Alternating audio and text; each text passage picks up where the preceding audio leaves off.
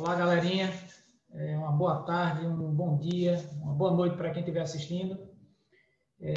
A gente começou já o conteúdo da segunda unidade, relacionado com os níveis de organização do corpo, nesse caso do corpo humano, que eu tinha comentado com vocês que era um assunto que até esse ano, até o ano passado, né, estava disposto nos livros do oitavo ano, e eles fizeram uma mudagem, diminuíram um pouco a quantidade de informações e trouxeram isso para vocês aqui do sexto ano, certo? Então, todas essas informações, às vezes vocês vão encontrar um aluno do oitavo ano que está trabalhando esse ano, e o que eles estão vendo, basicamente, é o que vocês estão analisando. Alguns alunos do sexto, do sétimo ano vão estar vendo o que você está vendo, porque teve uma mudança na ordem dos assuntos e fez com que o pessoal colocasse esse tipo de conteúdo no assunto especificamente do sexto ano, certo? Então, por isso que não fiquem apavorados que vocês não estão fora da série de vocês, tá? O conteúdo que foi modificado e que, por isso, às vezes, há coincidência de assuntos. Claro que, quando a gente vai falar para o aluno do sexto ano, reduz um pouquinho a quantidade de informações. Quando vai falar para o oitavo, para o nono, para o primeiro, a gente vai aumentando o grau de informação e, consequentemente, o grau de dificuldade, ok? Então, eu tinha comentado com vocês a respeito de alguns temas que envolvem os níveis, né, até onde a gente chega na organização do corpo humano, partindo daquele ponto que é o mais simples possível, que é mais do que microscópico, é atômico, ou seja, é a unidade formadora de qualquer tipo de matéria. Então, o átomo está presente em tudo quanto é lugar, retirando tudo aquilo que é energia, calor, eletricidade, certo? Então, retirando o que é energia, o que for diferente disso é matéria, ocupa um lugar no espaço e tem massa, e, portanto, é formado por átomos que constituem unidades um pouco maiores chamadas moléculas. Então, as moléculas são as unidades formadas por um conjunto de átomos, que pode ser do mesmo tipo ou que pode ser de tipos diferentes. Então, essa noção do universo, né, atômico é uma coisa que necessita um amadurecimento maior do aluno. Então, por isso que a gente trabalha, mas eu particularmente discordo trabalhar com isso daí no sexto ano. Mas como o conteúdo está lá, faz parte da grade nacional, então a gente vai trabalhar também no conteúdo do sexto ano. Então, comentei com vocês que os níveis de organização partem de átomo, que formam moléculas. As moléculas se organizam e constituem as organelas. As organelas se organizam e constituem a célula. Então, a célula é a menor unidade capaz de desempenhar as funções vitais. Só que para a gente analisar uma célula, seria necessário um instrumento com capacidade de ampliar nosso campo de visão. Porque quando a gente vai analisar a nossa possibilidade, uma caneta esferográfica como essa, ela é grandona, então é visível porque ela parte mais do que centímetros.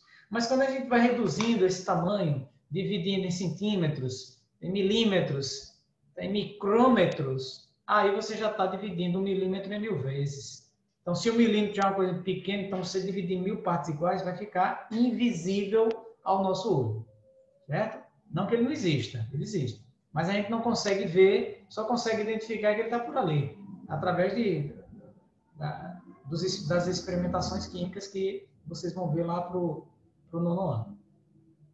Então, essa célula ela é tão pequenininha que ela não consegue ser captada pelo olho comum, pelo olho humano, como a gente diz, a olho nu. A gente tem que ter um aparelho para aumentar esse campo de visão que vocês ouviram eu dizer na aula anterior, que é a respeito do microscópio que a gente está falando. Então, se você quiser ver uma coisa muito distante, eu vou utilizar um telescópio, uma luneta, um binóculo, certo?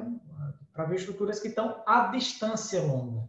Quando a gente está com uma estrutura que é extremamente pequena, então não precisa ter um telescópio, tá? Eu preciso ter uma unidade que amplifique a imagem. Então, a gente tem dois modelos de microscópio, um microscópio caríssimo que aumenta muito a imagem e resolve bem, né, tem um poder de nitidez, determinada nitidez da imagem grande, que é o microscópio eletrônico. Dá para ver até algumas unidades moleculares. Agora, o microscópio que normalmente a gente usa, tá, que faz uso didaticamente nas escolas, é o microscópio óptico. Tá? Que eu disse para vocês que a escola tem dois, um para bom manuseio, tá? Já está bem usado, já está bem gasto, então é quase uma relíquia que está lá. Mas tem um outro que dá para a gente trabalhar bem, para visualizar os materiais, dá uma potencialidade de aumentar cerca de 1000 vezes o tamanho do objeto, se não me engano, 1000 vezes, 1400 vezes o tamanho do objeto. Então, ele utiliza a fonte de luz, tá, para observação do material. A luz tem que atravessar, por isso que a gente tem que deixar os cortes bem fininhos, tá, para que não empate que a luz passe, para que ele não fique opaco. Certo? Se a luz vier, ele tem que passar pelo ambiente, atravessa o conjunto de lentes e vai chegar no nosso olho para a gente observar. Certo? Essa vai ser a sequência. Então, a luz tem que atravessar, corta bem fininho, só que às vezes a gente vai fazer isso, por exemplo, no esfregaço bucal. Tá? Você pega um palitinho aqui, esfregou na bochecha lá por dentro, precisa esfregar muito para sair sangue. Tá? Um colega meu fez isso, sangrou a boca, não tem necessidade, é só raspar. Fez a raspagem, colocou na lâmina de vidro, cobriu com a lâmina. Se colocar na lente, o que a gente vai ver? Nada. Não dá para ver nada, tá, gente? Por quê? Porque a célula humana, ela é transparente, ela não tem pigmentação. A pigmentação que a gente tem é na pele, sobre camadas de células que vai definindo isso. Mas, em termos de estruturas celulares, não dá para perceber. Então, por isso que a gente normalmente coloca alguns corantes, tá? Alguns corantes especiais, que você pode observar a célula ainda em atividade, outros você só pode utilizar quando a célula estiver morta, se ela estiver sem atividade.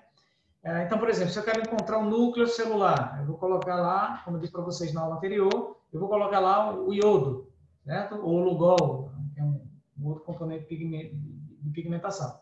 Aí, quando você coloca, ele só vai grudar onde tiver o DNA. Então, você vai ver a região do DNA, que especificamente é a região nuclear, o núcleo da célula. Então, para a gente visualizar, para ter toda essa dinâmica, o microscópio foi importante. Então, a visualização da célula, vocês lembrem que a célula ela não foi conhecida de sempre, né? Teve um momento que teve que se definir pelo menos um nome que identifica um espaço vazio. A gente comentou isso daí com as observações de Robert Hooke. Tá? Ele observou cortiça. O que é cortiça? Uma célula vegetal morta, não tem nada dentro. Só tem a parede celular. Então, ele observou um espaço vazio, uma célula. Uma célula tão pequenininha que ele chamou de célula. E a partir daí, então, viu-se que outras estruturas e outros organismos apresentavam esse mesmo componente e foi definido o termo célula para isso, que é a unidade que constitui todo e qualquer ser vivo. Lembrando que os vírus vão ficar fora desse grupo, tá? dessa classificação da teoria celular, porque eles não têm capacidade de metabolizar sozinho. Ele não tem células, se ele não tiver células, não tem capacidade de reproduzir.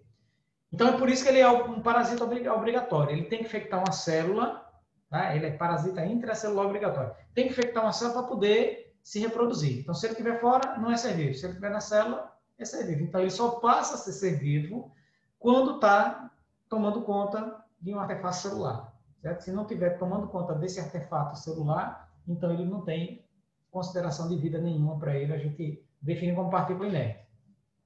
A partir do momento que a gente define, né, quais são as condições para a gente visualizar uma célula, então, a partir de agora, a gente tenta identificar a classificação dos organismos quanto a esse tipo de célula ou quanto ao número de células, certo? Então, a gente vai analisando aqui agora os slides para vocês irem acompanhando com o texto. Então, para a gente ir acompanhando aqui com o texto, classificação dos seres vivos quanto ao número de células. Certo? Vou colocar um pouquinho melhorzinho aqui para todo mundo chegar. Quanto ao número de células. Bom, então, quanto ao número de células, a gente tem isso aqui. Os indivíduos eles podem ser unicelulares. O conceito de uni já diz o que é. Uni, certo? Uni de um. Então, ele só tem uma célula. O organismo inteiro já é o nível máximo de organização dele. Existem seres que têm uma, mas existem seres que têm muitas. Então, desses exemplos que a gente tem de organismos que são unicelulares, aí vocês vão entender, creio que isso daí vai estar lá no conteúdo do 7º ano, que os seres vivos eles têm que ter uma organização para a gente poder estudar, E dessa organização a gente define didaticamente 5 reinos. Tá? Na prática é mais do que isso. Mas didaticamente a gente coloca 5 reinos. O reino monera, o reino protopista, o reino fungo, o reino planta e o reino animal. Então, no reino monera são as bactérias. Tá? Bactérias, eubactérias, cianobactérias. Então, essas bactérias aqui, existem algumas que têm células grudadas uma na outra, mas não é considerado um organismo pluricelular ou multicelular. Então, as bactérias elas são unidades celulares, ou seja, só existe uma célula para definir um organismo. Então, naqueles níveis de organização de um organismo, onde é que pararia esse conceito? Átomo, molécula, organela, célula. Pronto, acabou. Nível de organização.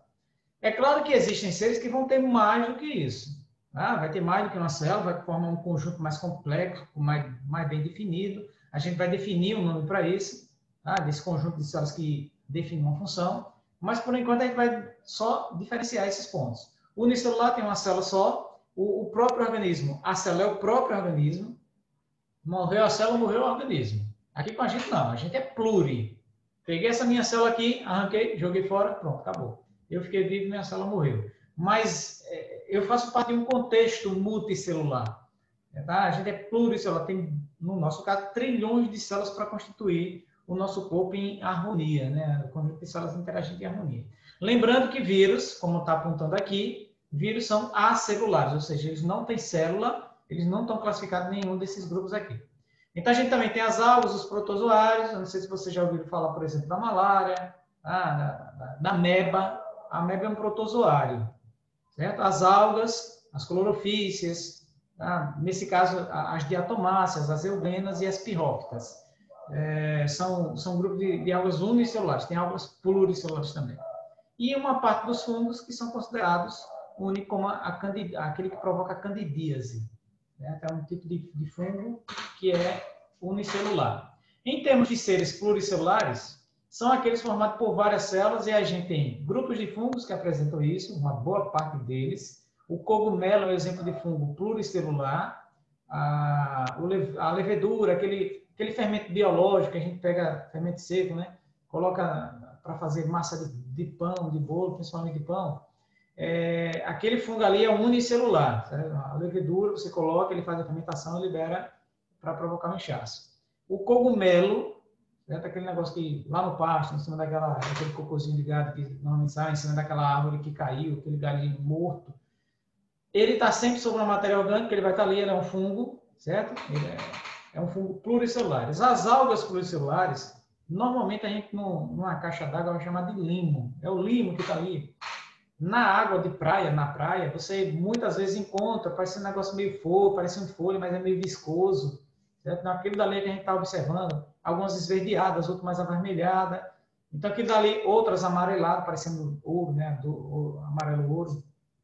Então, aquilo dali são algas. E tem as plantas e os animais, que são, obrigatoriamente, todos eles pluricelulares. Certo? Então, os dois únicos grupos exclusivamente pluricelulares são as plantas e os animais, ok?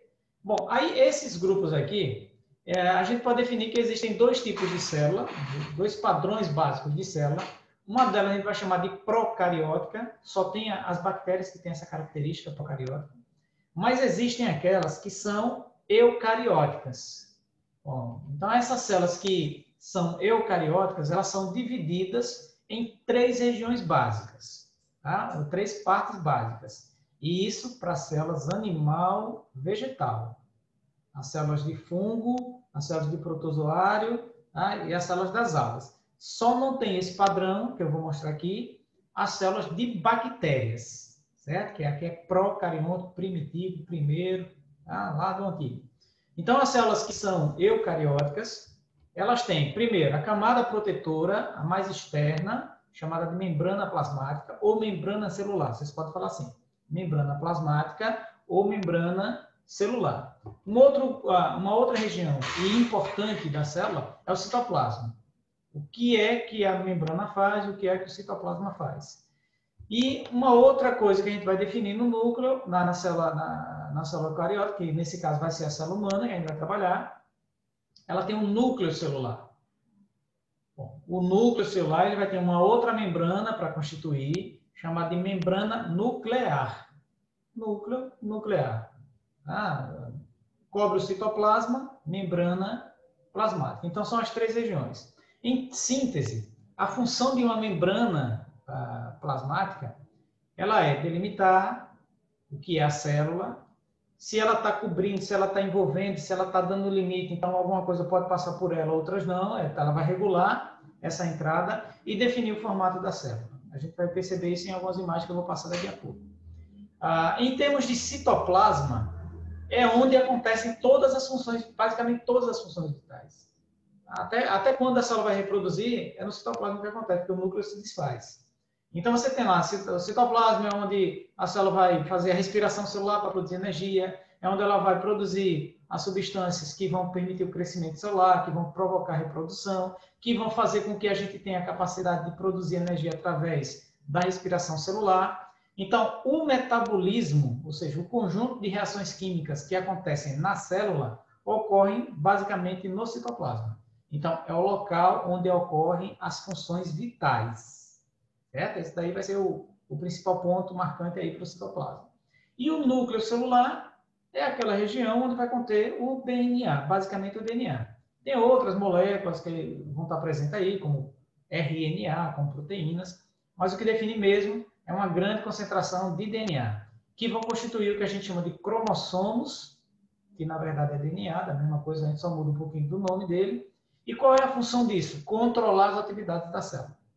O que a gente precisa entender, e que fica muito complicado para vocês de 6º ano, é entender como esse núcleo comanda as atividades celulares. Então, tem um controle, uma interação entre essas unidades que estão no núcleo, chamada de DNA, chamada de RNA, e aí eles vão comandar o que a célula vai fazer a partir dessas 2 moléculas, a partir desses 2 grupos de substâncias, do DNA e do RNA. Então, quando a gente diz que um gene que define a característica do indivíduo, que o DNA que define a característica do indivíduo, esse DNA está sempre no núcleo. Então, como ele se expressa, como é que ele produz as substâncias, como é que ele controla essas atividades, aí vai ter como resultado as características que o indivíduo tem. Certo? Então, a gente considera, por exemplo, que no núcleo celular, esse DNA é como se ele fosse o dono da célula. A gente compara, e eu tento comparar sempre, com uma empresa. Certo? Uma empresa, você tem um dono, que ele contém todas as informações de funcionamento da empresa, só que ele não pode executar todas as funções da empresa. Se a empresa for muito grande, ele precisa gerenciar, ou seja, ele precisa dizer o que é que cada um vai mandar o outro fazer. Então, ele precisa de um gerente, ou precisa de 2 gerentes, tá? Dependendo da loja. Né? Geralmente, imagina que é uma loja grande, gigantesca. Magazine Luiza. Então, você tem esse conjunto lá de atividades e funções que essa empresa tem que fazer. Então, se você é o DNA, você é o dono, tem informação. Eu não posso chegar lá e mandar alguém fazer. Eu vou pedir para que outra pessoa faça isso. Na verdade, não vou pedir, vou mandar. Né? A pessoa do dono, vou mandar. Mandei outra pessoa, ela chegou lá com os empregados, com os operários de mão de obra, e aí eu disse, você faça aquilo, você faça isso. E aí eles vão executar as funções que ele tem. Então, na nossa célula, o DNA é como se fosse esse dono da célula. Ele contém as informações, mas só que ele não vai mandar ninguém fazer. Ele não vai mandar nenhuma atividade ser feita especificamente na célula. Então, o que ele precisa? De um gerente. A gente precisa de um gerente para a nossa loja, o DNA também precisa. Esse gerente tem um nome, chamado de RNA. Ele manda o RNA transmitir, tá? Fazer essa leitura. Aí o RNA vai lá e indica a síntese, o tipo de proteína que vai produzir, e as proteínas seriam os operários. São as proteínas que vão trabalhar. Então, o que são proteínas? São substâncias químicas presentes na célula. Certo? Então, essa vai ser a relação de comando. Então, é assim que ele comanda. Ele tem a informação, passa para o RNA, o RNA vai fazer com que as proteínas ativem qualquer tipo de reação química que fica lá na célula e que faça com que o corpo ou a própria célula funcione de forma normal. Só que eu falar da célula sem mostrar, aí é covardia, tá, gente? Eu preciso mostrar pelo menos como é que seria essa estrutura geral, essa estrutura básica da célula. Então, para eu mostrar, nada mais do que uma imagenzinha tão bonita quanto essa. Então, gente, isso daqui é a representação de uma célula. Ela foi cortada, tá? Imagine que você pegou uma laranja, cortou ela no meio e cortou ela assim, certo? Você tirou um quarto dela. Pegou aqui em cima, cortou até metade, pegou aqui, tirou a metade e tirou essa bandinha. Pronto, é assim que a gente está vendo essa célula. Certo? Ela é uma semisférica aqui. Então, o que é que a gente está percebendo? Que essa célula ela tem uma camada bem fininha, tá? Não sei se vocês estão seguindo aqui, acompanhando a indicação do mouse, tá? A setinha aqui, ó. Então, essa camadinha fininha do lado de fora, mais externa, que divide o que é célula e o que não é célula. Então, é a membrana, certo? É a membrana plasmática. Então, o que é que ela faz? Limita o espaço da célula. Se ela está limitando, ela está definindo o que é que pode entrar e o que é que pode sair. Então, ela controla a entrada e saída de substâncias. Abaixo dela, a partir dela, todo esse espaço aqui, tá? Onde estão mergulhados esse monte de estrutura, exceto esse roxinho aqui, tá, gente? Esse roxinho aqui é o núcleo, como a gente está percebendo. Então, fora isso aqui, tudo isso aqui é o citoplasma. É onde vão acontecer todas as funções vitais. Observe que tem essa parte mais avermelhada. Ela, na verdade, é uma parte meio quase líquida, a gente chama de fluida. E existem as organelas celulares. Então, tudo isso aqui que está colorido, esse de azul, esse aqui mais dourado, esse vermelho mais escuro, os pontinhos verdes, os pontinhos azuis, esses canalículos verdes aqui, essas esferas. Então, tudo isso são organelas celulares. Quais são os nomes delas? Então, isso daqui a gente vai chamar de mitocôndria. Está vendo aqui o nome? Mitocôndria. O que é que essa mitocôndria vai fazer na célula? Eu disse para vocês. A gente precisa produzir energia. Então, quem é que libera essa energia para a célula? A mitocôndria. Ela vai fazer a respiração celular. Ah, professor, então se eu pegar aqui eu vou conseguir enxergar? Gente, vai conseguir enxergar a olho nu? Não, porque isso aqui é microscópico. Certo? Se a célula já é microscópica, imagina uma organela que está dentro dela. Então, só dá para ver na microscopia, no microscópio óptico muito bom, ou na microscopia eletrônica, tá, gente? Que está aqui dentro. O núcleo, como ele é maior, a gente dá para definir, dá para reconhecer. Tá? Mas os outros componentes a gente só com um microscópio muito bom para a gente poder visualizar. Então, isso daqui, ó, tá? É o retículo endoplasmático liso ou agranular. A nomenclatura nova a gente chama de agranular. E você tem aqui esse outro que está em contato com o núcleo, cheio de bolinha, cheio de pontinho, tá vendo? Parecendo ruga, alguma coisa assim, os caroços e tal. Então, esse aqui é o retículo endoplasmático granuloso ou rugoso.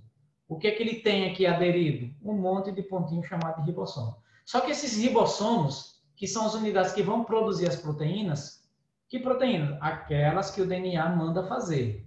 Né? O que está no núcleo vai mandar o RNA dizer, olha, faça tal proteína. Então, ela vai lá e conduz, controla, coordena a síntese de proteínas aqui nesses pontos. Claro, ele pode estar aqui nessa região ou ele pode estar espalhado em todo o citoplasma. Certo? O pessoal, para montar essa figura, para deixar ela bonitinha, acabou retirando, não colocou esse conjunto de estruturas espalhadas, tá? Para ficar mais bonito. Então, cada bolinha dessa aqui representa também uma organela celular. A gente pode chamar de lisossomo, pode chamar de peroxissomo, vai depender do tipo. O sistema Golgiense, está vendo aqui aqui o segundo. O sistema Golgiense, ele é um empacotador, certo? Ele é um finalizador de produção de substâncias e é um empacotador. Por exemplo, essas substâncias aqui, essas organelas, todas elas surgiram do aparato de Golgi ou complexo Golgiense. Essa imagem ela é um pouco mais antiga, então ela tem a nomenclatura mais antiga, evidentemente. Tá? Aparato de Golgi a gente chama de complexo Golgiense ou sistema Golgiense, centríolo lisossomo, com 2 S, certo? Retículo endoplasmático agranular, retículo endoplasmático granular. Então, essa nomenclatura, gente, infelizmente, vocês vão ter que lembrar de algumas delas. A membrana do citoplasma, quais são as organelas que tem no seu citoplasma, quais são os nomes delas e o que é que elas fazem. Mitocôndria vai produzir energia, retículo endoplasmático vai transportar substâncias pela célula, retículo endoplasmático granuloso vai produzir proteína, tá? O aparato de Golgi, o sistema Golgiense, O que ele vai fazer? Ele vai armazenar as proteínas e vai liberar essas proteínas para algum lugar, ou para fora da célula, ou para o próprio citoplasma para fazer algumas funções, como por exemplo dos lisossomos. E a gente vai encontrar esse negócio aqui chamado centríolo, esse negócio verdinho, geralmente tem dois, né? Vão ter dois aqui, um próximo do outro. Na célula humana, na célula vegetal, por exemplo, não tem, certo? Só na célula humana. Então, na célula humana você vai encontrar, quando a célula for se dividir, tá? Que a célula se divide em duas, que é a reprodução da célula. O que é a reprodução da célula? Ela duplica o DNA. Onde é que está esse DNA, gente? No núcleo. Ela vai duplicar esse DNA, separar o DNA em dois e depois a célula vai se dividir em duas. E aí você de uma célula formou duas. É assim que a gente é formado, tá? Durante o processo de desenvolvimento do embrião. Daqui a pouco eu comento com vocês. Então a gente vai ter lá a última unidade, a última organela, que é o núcleo. O núcleo a gente considera como uma organela grande, gigantesca. Ela também tem uma membrana toda furadinha, tá vendo? Cheia de poros. Uma região chamada de nucleolo. Que esse nucleolo, nada mais, gente, é DNA, é só DNA. Não tem nada mais do que isso, é DNA e um monte de proteína tudo grudada. E aí quando você vai botar o pigmento, ele geralmente fica um pouco mais escuro do que o restante do DNA, porque tem muita coisa junta. Ah, professor, por que fica muito escuro? Imagine que você pegou uma roupa bem fininha e pintou de vermelho. Ela é bem fininha. Aí você vai ver, bota assim em contato com a luz, certo? Botou assim em contato com a luz, você vai ver que quando a luz atravessar, você vai praticamente ver o outro lado. Aí imagina agora que você botou um segundo pano fininho do mesmo jeito, mas em contato, vermelho, outro e outro. Gente, quando essa luz for tentar atravessar, ela vai estar com tanta tinta sobreposta que você vai perceber que o vermelho se tornou um pouco mais escurecido, porque acumulou. Certo? Ele ficou sobrecarregado. É o que acontece aí. Tem tanta coisa para pegar a tinta vermelha que a gente coloca, que é o iodo, por exemplo, que ele fica mais vermelho do que o restante do núcleo. Mas nada mais é do que DNA, certo? Tem o DNA, RNA, proteína, tem um monte de coisa aí. Mas, no geral, no núcleo tem o DNA, tem as proteínas, tem o RNA e tem uma coisa chamada de carioplasma, certo? Que é uma parte meio líquida, parecido com o que a gente chama de citoplasma. Então, qual é a função dele? Controlar, coordenar as atividades da célula. Só que além da célula humana, a gente pode trabalhar também a célula vegetal, para a gente notar algumas diferenças. Por exemplo, aqui, ó, o aparato de Golgi, que a gente falou, que é o sistema golgiense, núcleo, mitocôndria, ribossomos, citoplasma, membrana plasmática que limita, certo? Nucleolo, retículo endoplasmático, e o citoesqueleto que lá não diz, mas também aqui tem. Aqui só não tem o centríolo, tá vendo? Não tem centríolo, que na célula humana você encontra. Tem o cloroplasto, que é o que vai definir a cor verde. Aqui está pintado de verde a parede celular, mas o que define a cor verde é a presença dos cloroplastos, que vão fazer fotossíntese. Faz respiração, porque tem mitocôndria, mas também faz fotossíntese. Qual é a outra estrutura que não tem na célula animal e está por aqui? Vacúolo, certo? Tá vacúolo lá, tá, gente? Vacúolo. Com O no final. Então, o vacúolo, ele armazena água, tá? Basicamente isso que ele vai fazer. O cloroplasto vai fazer fotossíntese. E é claro que a célula vegetal ela é mais consistente, ela é mais rígida, ela é mais resistente, porque além da membrana, ela tem uma outra coisa tão rígida que a gente vai chamar de parede. É a parede celular, certo, gente? Então, você tem lá alguns componentes que tem na célula animal, como os centríolos, que não tem na vegetal, e tem coisas que tem na célula vegetal e não tem na célula animal, certo? Então, qual é essa comparação que a gente vai fazer? Aqui as duas imagens para a gente ter a noção do que o que tem em um e o que não tem no outro. Esse vacúolo central, grande vacúolo central, tá, gente? Não me engano se aqui o pessoal pegou lá do espanhol. Então, você tem aqui o vacúolo que armazena água, esse é um vacúolo digestivo, já é um pouquinho diferente. Mas aqui, por exemplo, ó, tem centríolos, aqui você não vai encontrar. Cloroplasto que tem nesse paretelar que a gente não vai encontrar na célula animal. Então, tudo isso é estrutura em comum.